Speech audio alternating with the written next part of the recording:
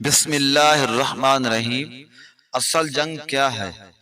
بیت المقدس تین مذہب کی مقدس جگہ، مسلمانوں کا قبلہ اول، عیسائیوں کے لیے عیسیٰ علیہ السلام کی جائے ولادت، یہودیوں کے لیے ہیکل سلیمان۔ شروع کرتے ہیں حضرت ابراہیم علیہ السلام سے، جن کے دو بیٹے تھے، اسماعیل اور اسحاق۔ اسحاق علیہ السلام کے بیٹے تھے حضرت یعقوب۔ یہیں سے کہانی شروع ہوتی ہے اسرائیل کی۔ اسرائیل یعنی اللہ کا بندہ، اور یہ لقب حضرت یعقوب علیہ السلام کو دیا گیا۔ حضرت یوسف علیہ السلام نے جب کفیل مصر بنے تو آپ کو حکم ہوا کہ اپنے تمام خاندان یعنی آل یعقوب کو مصر بلایا جائے، اور مصر کی سرزمین کا ایک مخصوص حصہ ان کے لیے مختص کیا گیا، اور اللہ کی طرف سے کہا گیا کہ اے آل یعقوب، اس سرزمین میں تمہارے لیے برکتیں ہیں۔ حضرت یوسف علیہ السلام 12 بھائی تھے، اس لیے اللہ تعالیٰ نے ان کے لیے 12 چشمے جاری کیے، اور یوں اس سرزمین کا نام حضرت یعقوب کے لقب سے اسرائیل پڑ گیا، جسے آج یروشلم بھی کہا جاتا ہے۔ آپ کی نسل سے کم و بیش 70,000 انبیاء کرام آئے۔ حضرت یوسف کے بھائی یہودا کی نسل آگے بڑھی تو اس میں سے آنے والے تمام بنی اسرائیل یہودی کہلائے۔ وقت گزرتا گیا اور حضرت موسیٰ علیہ السلام کا دور آیا۔ جب فرعون نے مصر کی آپ پر تنگ دستی کی تو بنو اسرائیل کے ساتھ آپ کو مصر سے نکلنا پڑا۔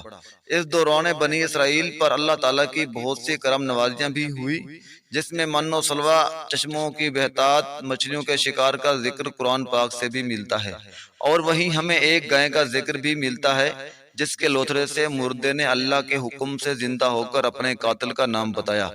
اس گائے کی نشانیاں اللہ تعالیٰ نے قرآن پاک میں بیان فرمائی، جو کہ ایک سرخ مائل رنگت کی گائے تھی، اور ایسی گائے آج بھی یہودیوں کے نزدیک ایک مقدس مانی جاتی ہے۔ حضرت موسیٰ علیہ السلام کے بعد دیگر نبی آئے۔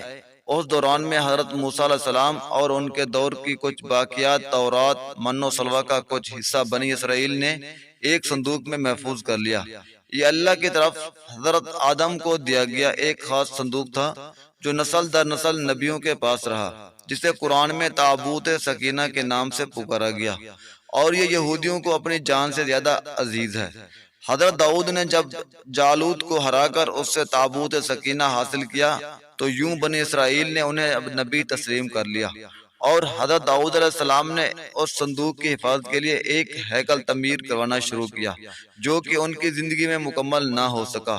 ان کے بیٹے حضرت سلیمان علیہ السلام نے جنوں کی مدد سے اس کو مکمل کروایا، اور اسی دوران میں آپ کی بھی وفات ہو گئی۔ اس وجہ سے اسے ہیکل سلیمانی کہا جاتا ہے۔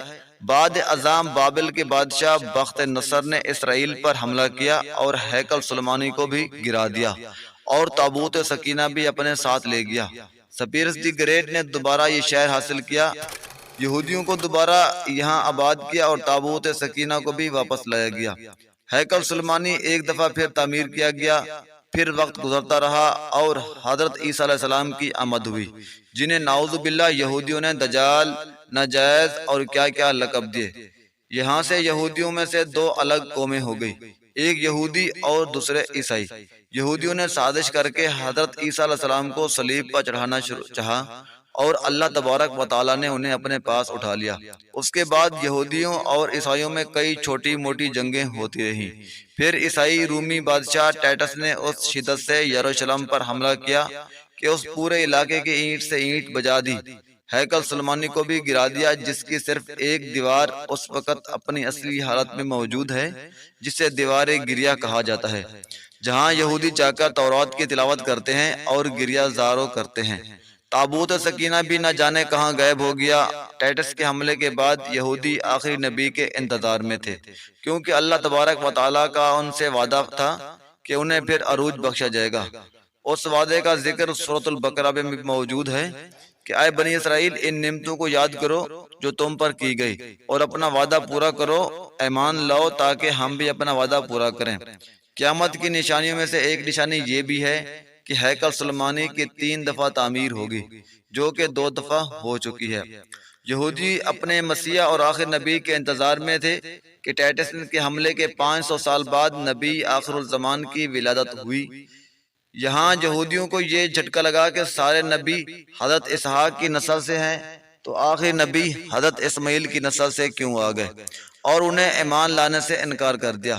مسلمانوں کے لیے بھی وہ انبیاء کی ہی نشانی تھی، اسی لیے ہیکل سلیمانی کو بیت المقدس کا نام دیا گیا۔